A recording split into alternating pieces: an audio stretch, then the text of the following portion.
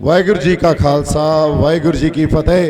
ਜਿਹੜੀਆਂ ਜਿਹੜੀਆਂ रूहां इत्थे आईयां मैं हथ जोड़ के ते नतमस्तक हो के सजदा करदा सारियां रूहां नूं ਜਿਹੜੇ पंजाब दा दर्द नूं आपदे अंदर सांभी बैठियां ते जागदियां जमीरां नूं ये पंजाब च स्नेहा जाऊगा तुहाडा। ये गल स्नेहा पंजाब च जाना चाहिदा भी हर मिट्टी दी एक खसलत हुंदी आ। हर मिट्टी कुटिया नहीं भुरदी, हर जख्मी मथा नहीं झुकदा हुंदा ते कोई भी लहर वो बन लाया रुकदी नहीं हुंदी। ये लोकां दी लहर आ, लोकां ने खड़ी कीती आ। ये रेवोल्यूशन आ।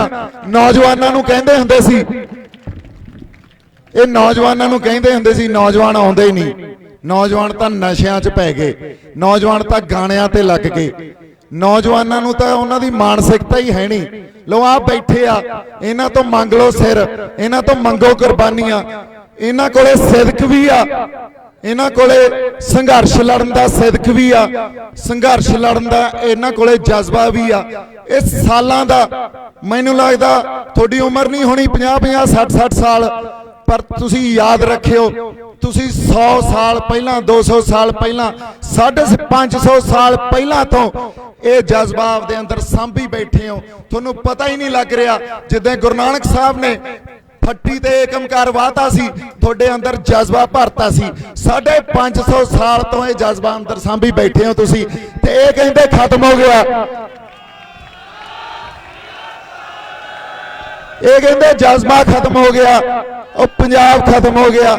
सानू कौन खत्म कर जू? असी तो जीरो तो हीरो रातों रात बन जाने आ, केड़ा खत्म कर जूगा सानू? पर भाई जी गल आई आ, मेरा तुसी बाहर बोल बोल के बोलता बिठाता, पर फिर भी गरजूंगा गड़कूंगा, क्योंकि सरकारां नूं सुनाउणा आपां सारियां गल्लां करांगे भी ये धरना क्यों लाया, इत्थों की हो जू, इत्थों की हल निकलू, आ जाओ फिर बह जाओ सड़कों ते या चलो दिल्ली नूं। ये सारियां गल्लां करांगे, हर एक गल दा जवाब मैं देऊंगा थोनू। मैं खड़ा चाहे मेरी संगत च मैनू इन्हां गल्लां दा जवाब देना पै जे, चाहे कल्ले कल्ले नूं बहा के देना पै जे, मैं पिछे नहीं मुड़दा। मैं समर्पित हाँ, समर्पित उस ढंग नाल जिहड़ा सिदक सानू इस मिट्टी ने दिता ते साडे गुरु साहिबाना ने दिता, उस समर्पण नाल मैं समर्पित हाँ ते मेरा वादा तुहाडे नाल है।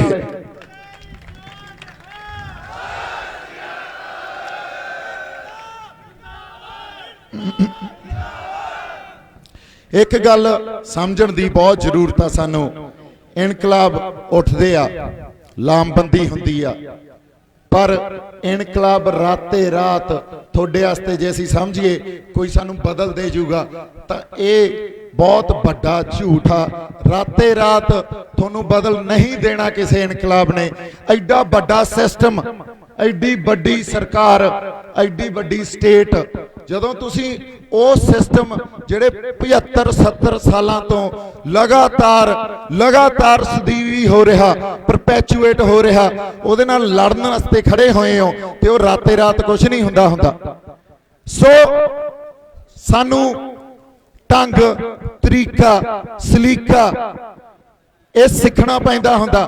तहजीब बहुत बड़ी चीज़ आ। साडे कोले तहजीब जे नहीं होगी, आपदी भाषा ते साडा कंट्रोल नहीं होगा, असी कोई बिरतांत नहीं रच सकांगे, असी कोई सोच नहीं पैदा कर सकांगे। असी 550 साल पहलां दी जे मैं गल करदा, एक सोच पैदा की गई सी, सोच पैदा की गई सी जिहदे करके मैं इत्थे खड़ा, जिहदे करके तुसीं आए हो। सोच की सी? दर्जा बदर्जी नूं खत्म करने वास्ते। सोच की सी? सरबत दे भले दी। सोच की सी? पुरानियां रीतां रवाजां पुराने सिस्टम दा खंडन करन दी। सोच की सी? वो सारे सिस्टम दा खंडन करन दी जिहड़ा लोकां दी गल नहीं करदा, जिहड़ा लोक भलाई दी गल नहीं करदा। अज जे मैं किसान जथेबंदियां नाल बह जाना जाके, मैं उन्हां तों पुछदा भी मैनूं लड़ाई दसो तुहाडी की आ, वो कहते जी किसानां दी लड़ाई आ।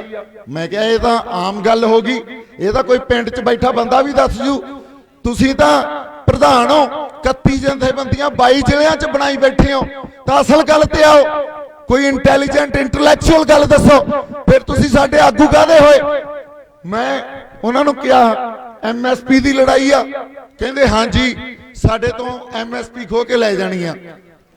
ਮੈਂ ਉਹਨਾਂ ਨੂੰ ਕਿਹਾ ਜੇ ਜਿਹੜਾ ਇਹ ਉਭਾਰ ਆਇਆ ਇਹ ਤੁਹਾਨੂੰ ਕੱਲਾ MSP ਖੋਣ ਕਰਕੇ ਆਇਆ ਲੱਗਦਾ, ਇਹ ਲਹਿਰ ਇਹ ਅੰਦੋਲਨ ਕੱਲਾ MSP ਦਾ ਤਾਂ ਇਹ ਅਧੂਰਾ ਸੱਚ ਆ।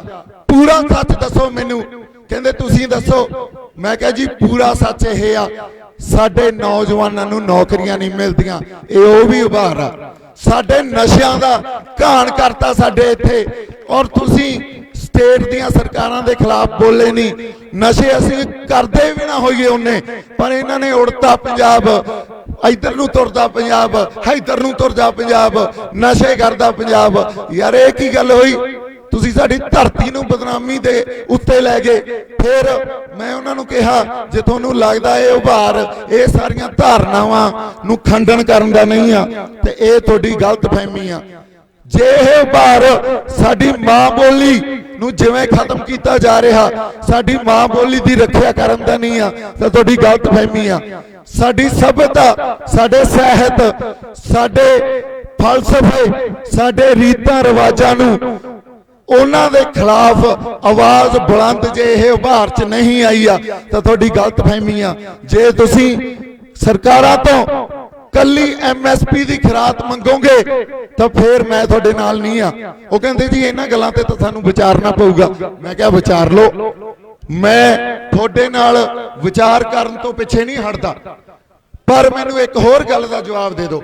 ਅਸੀਂ ਵਿਚਾਰ ਲਈਏ, ਇੱਥੇ ਬੈਠ ਕੇ ਤੁਸੀਂ ਵਾਅਦੇ ਕਰ ਜਾਓ, ਸੰਗਤ 'ਚ ਬੈਠ ਕੇ ਵਾਅਦੇ ਕਰ ਜਾਓ। ਕੱਲ ਨੂੰ ਜਦੋਂ ਸਰਕਾਰਾਂ ਨਾਲ ਮੀਟਿੰਗਾਂ ਕਰੋਗੇ ਤਾਂ ਉਹ ਮੀਟਿੰਗਾਂ ਡਰਾਇੰਗ ਰੂਮਾਂ 'ਚ ਹੋਣਗੀਆਂ, ਬੰਦ ਕਮਰਿਆਂ 'ਚ ਹੋਣਗੀਆਂ। ਕਹਿੰਦੇ ਜੀ ਅਸੀਂ ਤਾਂ ਇਹੀ ਕਰਦੇ ਆਏ ਆ। ਮੈਂ ਕਿਹਾ ਫੇਰ ਕੋਈ ਹੱਲ ਨਹੀਂ ਹੋਣਾ ਉੱਥੇ ਤਾਂ। ਜਿੱਦਾਂ ਤੁਸੀਂ ਸਰਕਾਰ ਨਾਲ ਬੰਦ ਕਮਰੇ 'ਚ ਬਹਿ ਗਏ ਉਦਾਂ ਹੀ ਸਮਝ ਲਓ ਵੀ 50% ਅੰਦੋਲਨ ਤੁਸੀਂ ਉੱਥੇ ਹੀ ਖਤਮ ਕਰਤਾ, ਸਾਨੂੰ ਉੱਥੇ ਹੀ ਤੁਸੀਂ ਲੈ ਡਿੱਗੇ।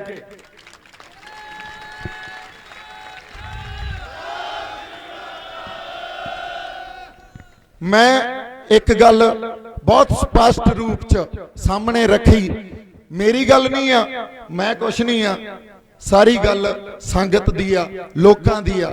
ਜੇ ਤੁਸੀਂ ਐਡਾ ਭਰੋਸਾ ਜਤਾ ਰਹੇ ਹੋ ਉਹਨਾਂ ਆਗੂਆਂ 'ਚ ਇੰਨੀ ਕੁ ਕਾਮਨ ਸੈਂਸ, ਇੰਨੀ ਕੁ ਸਾਡੀ ਗੱਲਾਂ ਸਮਝਣ ਦੀ ਕਪੈਸਿਟੀ, ਸ਼ਮਤਾ ਹੋਣੀ ਚਾਹੀਦੀ ਆ ਵੀ ਅਸੀਂ ਕਿੱਥੇ ਕਿੱਥੇ ਕਿੰਨਾ ਮਸਲਿਆਂ ਕਰਕੇ ਇਸ ਪੂਰੇ ਸਮਾਜ ਨੂੰ, ਚਾਹੇ ਇੱਥੇ ਕਿਸਾਨੀ ਦੀ ਗੱਲ ਹੋਵੇ, ਮਜ਼ਦੂਰਾਂ ਦੀ ਗੱਲ ਹੋਵੇ, ਆੜਤੀਆਂ ਦੀ ਗੱਲ ਹੋਵੇ, ਸਟੂਡੈਂਟਸ ਦੀ ਗੱਲ ਹੋਵੇ, ਯੂਥ ਦੀ ਗੱਲ ਹੋਵੇ, ਸਾਡੇ ਹੋਰ ਕਿਸੇ ਭਾਈਚਾਰੇ ਦੇ ਮਸਲੇ ਹੋਣ, ਉਹਨਾਂ ਨੂੰ ਸੰਬੋਧਨ ਹੀ ਨਹੀਂ ਕਰੋਗੇ ਤਾਂ ਫਿਰ ਇਸ ਉਭਾਰ ਦਾ ਵੀ ਕੋਈ ਫਾਇਦਾ ਨਹੀਂ ਆ।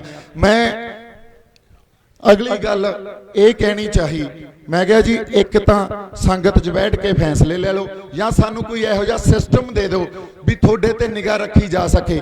ਅਦਰਵਾਈਜ਼ ਐਡੇ ਭਰੋਸੇ ਟੁੱਟੇ ਆ ਸਾਡੇ, ਇੰਨੀਆਂ ਗਦਾਰੀਆਂ ਹੋਈਆਂ ਸਾਡੇ ਨਾਲ, ਅਸੀਂ ਐਡੂ ਜ਼ਿਆਦਾ ਇਸ ਗੱਲ ਨੂੰ ਅਫੋਰਡ ਹੀ ਨਹੀਂ ਕਰ ਸਕਦੇ, ਇਸ ਗੱਲ ਨੂੰ ਸਹਿ ਹੀ ਨਹੀਂ ਸਕਦੇ।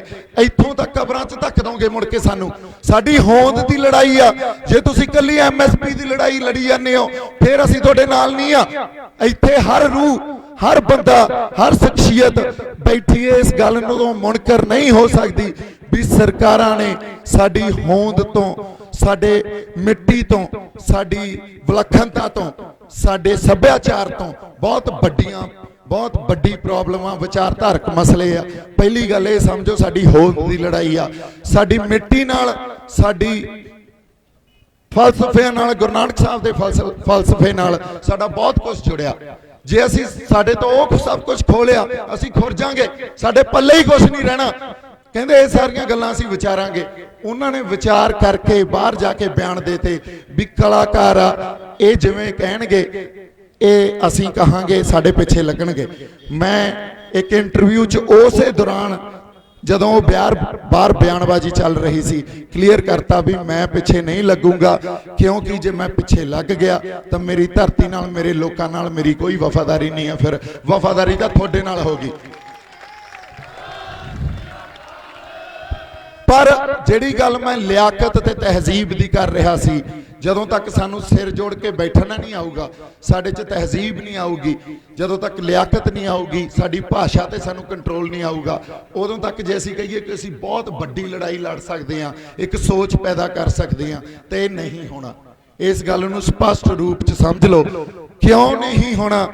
ਆ ਬੈਠੇ ਆ ਸਾਡੇ ਕੁਝ ਬੰਦੇ, ਸਾਡੇ ਨੌਜਵਾਨ, ਉਹ ਕਹਿੰਦੇ ਆ ਬਾਈ ਕੀ ਨਿਕਲਣਾ ਧਰਨਿਆਂ ਚੋਂ, ਮੈਂ ਅਸਲ ਗੱਲ ਤੇ ਆਉਣਾ, ਆਜੋ ਰੋਡ ਰੋਕੀਏ, ਆਜੋ ਪੰਗਾ ਲਈਏ ਦਿੱਲੀ ਨਾਲ।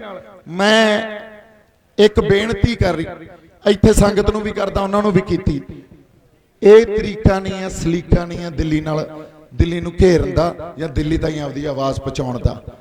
ਪਹਿਲੀ ਜਿਹੜੀ ਲੜਾਈ ਦੀ ਪਹਿਲਾ ਰੂਲ ਆ, ਪਹਿਲਾ ਨਿਯਮ ਆ, ਸਾਨੂੰ ਇੱਕ ਸੋਚ ਪੈਦਾ ਕਰਨੀ ਪੈਣੀ ਹੈ ਜਿਹੜੀ ਅਸੀਂ ਕਦੇ ਕਰ ਹੀ ਨਹੀਂ ਸਕੇ। 84 ਵੇਲੇ ਐਡਾ ਵੱਡਾ ਦੁਖਾਂਤ ਪੰਜਾਬ ਨਾਲ ਵਾਪਰ ਗਿਆ, ਦਰਬਾਰ ਸਾਹਿਬ ਤੇ ਹਮਲਾ ਹੋ ਗਿਆ ਸ਼ਰੇਆਮ। ਉਸ ਵੇਲੇ ਦੀ, ਉਸ ਸਮੇਂ ਦੀ ਹੁਕਮਰਾਨ ਧਿਰ ਨੇ ਪੰਜਾਬ ਨੂੰ ਖੁੱਡੇ ਨਾਲ ਲਾਤਾ, ਧੱਕਤਾ। ਸਾਡਾ ਆਤਮਿਕ ਸੋਮਾ ਜਿੱਥੇ ਇਕੱਲੇ ਸਿੱਖ ਨਹੀਂ ਜਾਂਦੇ, 4 ਦਰਵਾਜ਼ੇ ਆ, ਹਰ ਭਾਈਚਾਰਾ ਜਾਂਦਾ, ਕਿਉਂਕਿ ਉਹ ਗੁਰੂ ਨਾਨਕ ਸਾਹਿਬ ਦੇ ਫਲਸਫੇ ਨਾਲ ਜੁੜਿਆ ਹੋਇਆ। ਮੈਂ ਹਰ ਭਾਈਚਾਰੇ ਦੀ ਕਦਰ ਵੀ ਕਰਦਾ, ਇਸ ਕਰਕੇ ਉੱਥੇ ਅਟੈਕ ਕਰਕੇ ਉਸ ਵੇਲੇ ਵੀ ਅਸੀਂ ਸੋਚ ਨਹੀਂ ਪੈਦਾ ਕਰ ਸਕੇ। ਅੱਧੇ ਅਸੀਂ ਪਿੰਡਾਂ 'ਚ ਰਹਿਣ ਵਾਲੇ ਇਹ ਸਮਝੀ ਜਾਂਦੇ ਸੀ ਵੀ ਹੁਣ ਸਾਡੇ ਪੱਲੇ ਕੀ ਰਹਿ ਗਿਆ। ਜਿਹੜਾ ਇੰਟੈਲੈਕਚੁਅਲ ਵਰਕ ਸੀ ਉਹ ਇਹ ਸਮਝੀ ਜਾਂਦਾ ਸੀ ਵੀ ਅੰਦਰ ਤਾਂ ਤੁਸੀਂ ਆਪ ਹੀ ਬੈਠੇ ਸੀ, ਤੁਸੀਂ ਆਪ ਹੀ ਹਮਲਾ ਕਰਾਇਆ। ਅਸੀਂ ਕਦੇ ਸੋਚ ਹੀ ਨਹੀਂ ਪੈਦਾ ਕਰ ਸਕੇ। ਜੇ ਹੁਣ ਵੀ ਅਸੀਂ ਸੜਕਾਂ ਤੇ ਬਹਿ ਗਏ, ਟੋਲ ਪਲਾਜ਼ਿਆਂ ਤੇ ਬਹਿ ਗਏ, ਮਾਰਕੀਟਾਂ 'ਚ ਬਹਿ ਗਏ, ਉਹ ਬੜੀ ਅੰਸ਼ਕ ਜੀ ਪ੍ਰਾਪਤੀ ਆ, ਸੋਚ ਫੇਰ ਵੀ ਨਹੀਂ ਪੈਦਾ ਹੋਣੀ। ਫਿਰ ਵੀ ਅੱਧੇ ਕਾਏ ਸੋਚੀ ਜਾਣਗੇ ਵੀ ਇਹ ਗਲਤ ਹੋ ਰਿਹਾ, ਅੱਧੇ ਕਾਏ ਸੋਚੀ ਜਾਣਗੇ ਵੀ ਇਹ ਠੀਕ ਹੋ ਰਿਹਾ। ਇਸ ਕਰਕੇ ਪਹਿਲਾਂ ਤਾਂ ਸੋਚ ਪੈਦਾ ਕਰਨੀ ਸਿੱਖੀਏ। ਸੋਚ ਤਾਂ ਹੀ ਪੈਦਾ ਹੋ ਸਕਦੀ ਆ, ਬਿਰਤਾਂਤ ਜਾਂ ਨੈਰੇਟਿਵ ਤਾਂ ਹੀ ਰਚਿਆ ਜਾ ਸਕਦਾ ਜੇ ਅਸੀਂ ਸਿਰ ਜੋੜ ਕੇ ਬੈਠਣ ਲੱਗ ਜਾਈਏ, ਮਸਲਿਆਂ ਨੂੰ ਸਮਝਣ ਲੱਗ ਜਾਈਏ। ਹਜੇ ਤੱਕ ਤਾਂ ਸਾਨੂੰ ਮਸਲਿਆਂ ਦੀ ਸਮਝ ਹੀ ਨਹੀਂ, ਸਾਡੀ ਕਿਸਾਨ ਯੂਨੀਅਨ ਨੂੰ ਮਸਲੇ ਦੀ ਸਮਝ ਨਹੀਂ। MSP ਦੀ ਲੜਾਈ ਲੜੀ ਜਾਂਦੇ ਆ। MSP ਤਾਂ ਸਾਡੇ ਕੋਲੇ ਪਹਿਲਾਂ ਵੀ ਪੰਜਾਬ ਦੇ, ਜੇ ਪੂਰੇ ਦੇਸ਼ ਦੀ ਗੱਲ ਕਰਾਂ ਤਾਂ 6% ਕਿਸਾਨ ਅਵੇਲ ਕਰਦੇ ਸੀ, ਉਹਦੀ ਸਹੂਲਤ ਲੈਂਦੇ ਸੀ। ਹੁਣ ਪੰਜਾਬ ਦੇ ਮੈਨੂੰ ਲੱਗਦਾ 20% ਕਿਸਾਨ ਉਹਦੀ ਸਹੂਲਤ ਲੈਂਦੇ ਸੀ।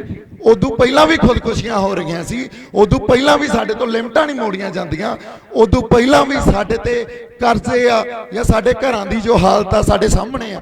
ਤੋ ਜੇ MSP ਸਰਕਾਰ ਦੇ ਵੀ ਦਊ, ਉਹ ਸਾਰਾ ਕੁਝ ਠੀਕ ਹੋ ਜੂ, ਆਰਡੀਨੈਂਸ ਵਾਪਸ ਵੀ ਲੈ ਲੂ, ਫੇਰ ਸਾਰਾ ਕੁਝ ਠੀਕ ਸੀ। ਜੇ ਅਸੀਂ ਆਪਦੀ ਰੂਹ ਤੋਂ ਪੁੱਛੀਏ ਤਾਂ ਠੀਕ ਨਹੀਂ ਸੀ। ਇਸ ਕਰਕੇ ਮਸਲਿਆਂ ਨੂੰ ਸਮਝਣ ਵਾਸਤੇ ਸਿਰ ਜੋੜ ਕੇ ਬੈਠਣਾ ਪੈਂਦਾ ਹੁੰਦਾ।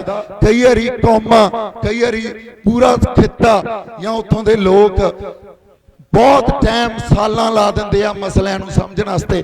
ਜਦੋਂ ਤੱਕ ਮਸਲਿਆਂ ਦੀ ਸਮਝ ਨਹੀਂ ਹੋਊਗੀ, ਸਾਨੂੰ ਸਾਡੇ ਹੱਕਾਂ ਦੀ ਸਮਝ ਨਹੀਂ ਹੋਊਗੀ, ਉਦੋਂ ਤੱਕ ਅਸੀਂ ਮੰਗਾਂ ਕੀ ਰੱਖਾਂਗੇ ਜਾ ਕੇ ਸਰਕਾਰਾਂ ਤੱਕ? ਇਹ ਗੱਲ ਤਾਂ ਸਾਨੂੰ ਸਮਝ ਹੀ ਨਹੀਂ ਆਉਂਦੀ, ਕਿਉਂਕਿ ਅਸੀਂ ਕਰਦੇ ਕੀ ਆ? ਸਾਨੂੰ ਲੜਾਈ ਲੜਨ ਦਾ ਢੰਗ ਆ ਜਿਹੜਾ, ਉਹ ਅਸੀਂ ਕੁਝ ਹੋਰ ਹੀ ਕਰਦੇ ਆ। ਆਪਦੇ ਜਰਨੈਲਾਂ ਤੋਂ, ਸਾਡੇ ਗੁਰੂ ਸਾਹਿਬਾਨਾਂ ਤੋਂ, ਜਾਂ ਬੰਦਾ ਸਿੰਘ ਬਹਾਦਰ ਜੀ ਤੋਂ, ਜਾਂ ਮਹਾਰਾਜ ਰਣਜੀਤ ਸਿੰਘ ਤੋਂ, ਜਾਂ ਹਰੀ ਸਿੰਘ ਨਲੂਆ, ਉਹਨਾਂ ਤੋਂ ਤਾਂ ਅਸੀਂ ਕੁਝ ਸਿੱਖਿਆ ਹੀ ਨਹੀਂ। ਉਹਨਾਂ ਦੀ ਤਾਂ ਤੁਸੀਂ ਬੁੱਤ ਪ੍ਰਸਤੀ ਕਰਨ ਲੱਗ ਗਏ। ਜਿੱਦਾਂ ਕੋਈ ਬਰਸੀ ਆ ਜਾਂਦੀ ਆ, ਮੇਰੇ ਵਰਗੇ ਨੂੰ ਕਹਿ ਦਿੰਦਾ ਬਾਈ ਐਂ ਕਰ, ਅੱਜ ਸਰਦਾਰ ਭਗਤ ਸਿੰਘ ਦਾ ਜਨਮ ਦਿਨ ਆ ਤੇ ਇੱਕ ਪੋਸਟ ਪਾ ਦੇ, ਜਾਂ ਅੱਜ ਸਰਦਾਰ ਕਰਤਾਰ ਸਿੰਘ ਸਰਾਭੇ ਦਾ ਜਨਮ ਦਿਨ ਆ, ਇੱਕ ਪੋਸਟ ਪਾ ਦੇ। ਉਹਦਾ ਬਾਈ ਜੀ ਬੁੱਤ ਪ੍ਰਸਤੀ ਆ। ਉਹ ਆਪਦੀਆਂ ਜਾਨਾਂ ਦੇ ਗਏ ਆਪਦੀ ਸੋਚ ਪੈਦਾ ਕਰਨ ਵਾਸਤੇ। ਕਿੱਥੇ ਆ ਸੋਚ ਸਾਡੇ ਅੰਦਰ? ਪਹਿਲਾਂ ਸਾਨੂੰ ਲੜਾਈ ਲੜਨ ਦੇ ਢੰਗ ਹੀ ਨਹੀਂ ਆਉਂਦੇ।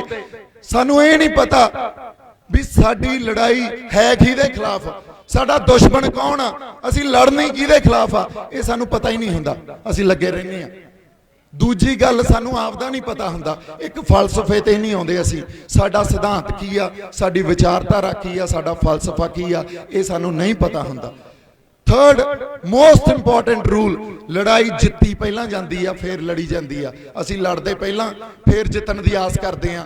ਐਂ ਤਾਂ ਲੜਾਈ ਨਹੀਂ ਜਿੱਤੀ ਜਾਣੀ, ਇਹ ਲੜਾਈ ਵੀ ਲੜ ਦਾਂਗੇ, ਕੁਝ ਨਹੀਂ ਨਿਕਲਣਾ। ਇਸ ਕਰਕੇ ਪਹਿਲਾ ਸਾਡਾ ਕਦਮ ਆ, ਸੋਚ ਪੈਦਾ ਕਰੀਏ। ਸੋਚ ਪੈਦਾ ਕਰੀਏ। ਸੋਚ ਕੱਲੀ ਇਸ ਖਿੱਤੇ 'ਚ, ਕੱਲੇ ਪੰਜਾਬ ਤੱਕ ਨਾ ਰਹਿ ਜੇ।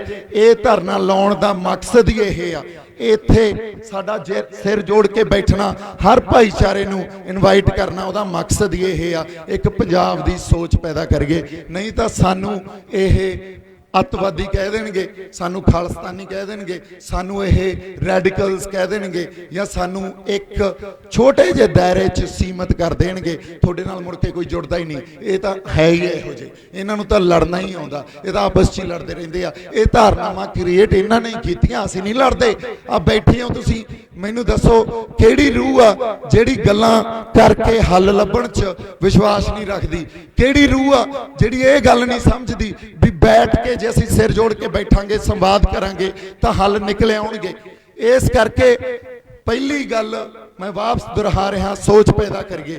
ਦੂਜੀ ਗੱਲ, ਲਾਮਬੰਦੀ ਬਹੁਤ ਵੱਡੇ ਪੱਧਰ ਤੇ ਕਰੀਏ। ਜੇ ਅਸੀਂ ਕਹੀਏ ਕੱਲਾ ਪੰਜਾਬ ਦਿੱਲੀ ਨੂੰ ਘੇਰ ਲੂਗਾ, ਕੱਲਾ ਪੰਜਾਬ ਦਿੱਲੀ ਨੂੰ ਨਹੀਂ ਘੇਰ ਸਕਦਾ। ਇੱਕ ਪਾਸੇ ਇੱਕ ਧਿਰ ਸਾਡਾ ਇੰਟੈਲੈਕਚੁਅਲ ਵਰਕ ਸੋਚ ਪੈਦਾ ਕਰਦਾ। ਇਸ ਕਰਕੇ ਆ ਜਿਹੜੇ ਸਾਰੇ ਸਾਡੇ ਨਾਲ ਸ਼ਖਸੀਅਤਾਂ ਅੱਜ ਸਟੇਜ ਤੇ ਆਈਆਂ, ਤੁਹਾਡੇ ਨਾਲ ਗੱਲ ਕਰ ਰਹੀਆਂ, ਇਹ ਉਹੀ ਬਿਰਤਾਂਤ, ਉਹੀ ਨੈਰੇਟਿਵ, ਉਹੀ ਸੋਚ ਰਚ ਰਹੀਆਂ। ਇਹ ਬਹੁਤ ਜ਼ਿਆਦਾ ਜ਼ਰੂਰੀ ਆ, ਸਾਡੀ ਫਾਊਂਡੇਸ਼ਨ ਆ। ਦੂਜੀ ਗੱਲ, ਅਸੀਂ ਲਾਮਬੰਦੀ ਕਰ ਰਹੇ ਹਾਂ। ਸਾਡੇ ਹਰਿਆਣੇ ਵਾਲੇ ਭਰਾ ਇੱਥੇ ਬੈਠੇ ਆ, ਇਹ ਸਾਡੀ ਲਾਮਬੰਦੀ ਕਰਕੇ ਹੀ ਆਏ ਆ। ਇਹਨਾਂ ਨੂੰ ਨਾਲ ਜੋੜੀਏ। ਹਰਿਆਣੇ ਤੋਂ ਬਾਅਦ ਅਸੀਂ MP ਮੱਧ ਪ੍ਰਦੇਸ਼ ਨੂੰ ਨਾਲ ਜੋੜੀਏ।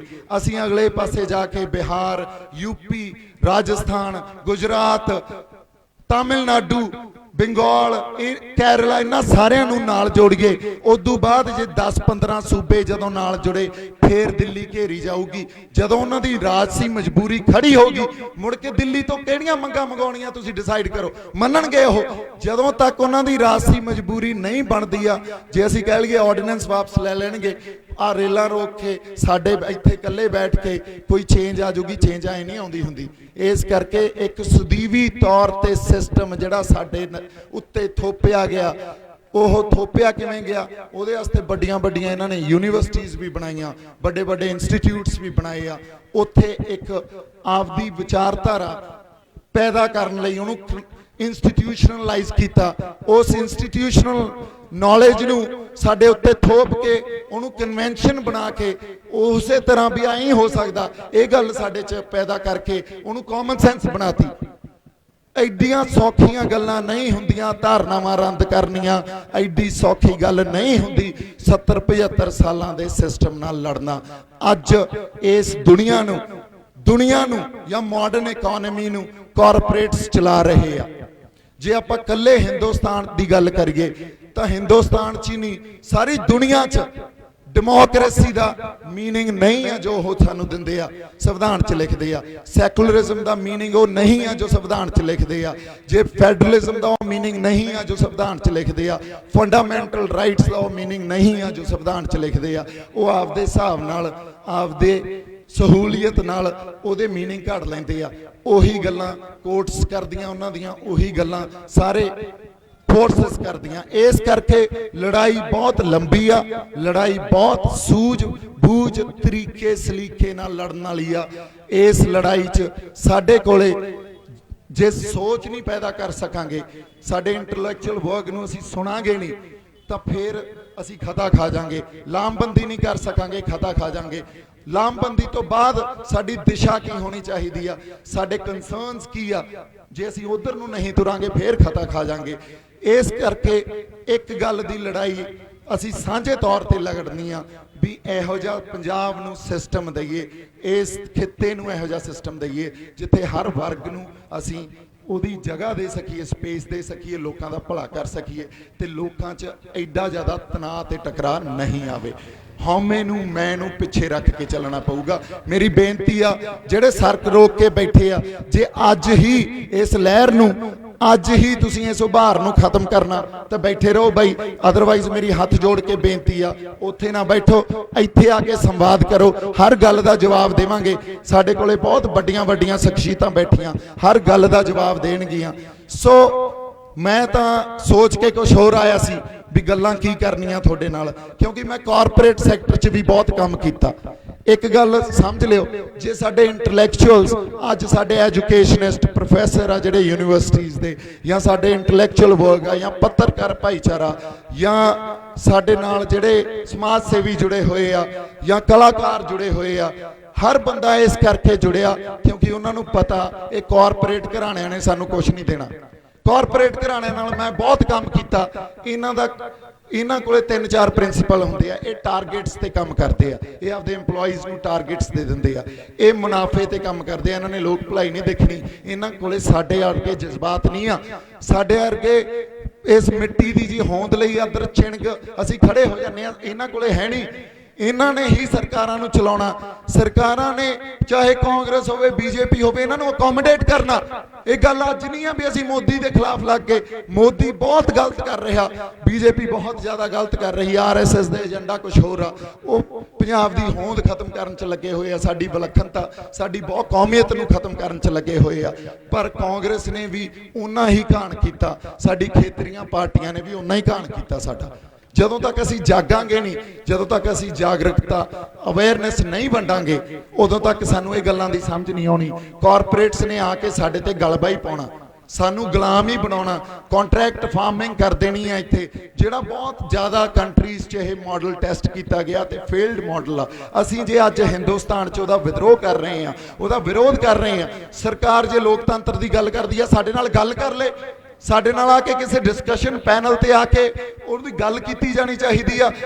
ਪਾਰਲੀਮੈਂਟ 'ਚ ਬੈਠ ਕੇ ਕਾਨੂੰਨ ਬਣਾ ਰਹੇ ਆ, ਲੋਕਾਂ ਨਾਲ ਗੱਲ ਨਹੀਂ ਕਰ ਰਹੇ। ਕਿਹੜੀ ਡੈਮੋਕ੍ਰੇਸੀ ਦੀ ਗੱਲ ਕਰਦੇ ਆ? ਇਸ ਕਰਕੇ ਜਦੋਂ ਤੱਕ ਅਸੀਂ ਸੰਪੂਰਨ ਤੌਰ ਤੇ ਸਪਸ਼ਟਤਾ 'ਚ ਇਹ ਜਿਹੜਾ ਸਿਸਟਮ ਆ ਉਹਦਾ ਖੰਡਨ ਨਹੀਂ ਕਰਾਂਗੇ, ਨਿਕਲਣਾ ਕੁਝ ਨਹੀਂ। ਸੋ ਮੇਰੀ ਬੇਨਤੀ ਆ, ਸੋਚ ਪੈਦਾ ਕਰੀਏ, ਲਾਮਬੰਦੀ ਕਰੀਏ ਤੇ ਸੇਧ ਦਈਏ ਜਿੱਧਰ ਨੂੰ ਜਾਣਾ ਚਾਹੀਦਾ, ਫੇਰ ਹੀ ਕੁਝ ਨਿਕਲੂ, ਅਦਰਵਾਈਜ਼ ਕੁਝ ਨਹੀਂ ਨਿਕਲਣਾ। ਸੋ ਇੱਕ ਵਾਰੀ ਫੇਰ ਤੁਹਾਨੂੰ ਸਾਰਿਆਂ ਨੂੰ ਬਹੁਤ ਸਾਰਾ ਮੇਰੇ ਵੱਲੋਂ ਪਿਆਰ ਤੇ ਸਤਿਕਾਰ, ਹੱਲਾਸ਼ੇਰੀ ਦਿੱਤੀ ਆ। ਤੁਸੀਂ ਇੱਥੇ ਆ ਕੇ ਜਿਹੜਾ ਜਜ਼ਬਾ ਦਿਖਾਇਆ, ਮੈਂ ਉਹਨੂੰ ਸਲਾਮ ਕਰਦਾ। ਪਿਆਰ ਤੇ ਸਤਿਕਾਰ। ਸਤਿ ਸ੍ਰੀ ਅਕਾਲ। ਵਾਹਿਗੁਰੂ ਜੀ ਕਾ ਖਾਲਸਾ, ਵਾਹਿਗੁਰੂ ਜੀ ਕੀ ਫਤਿਹ।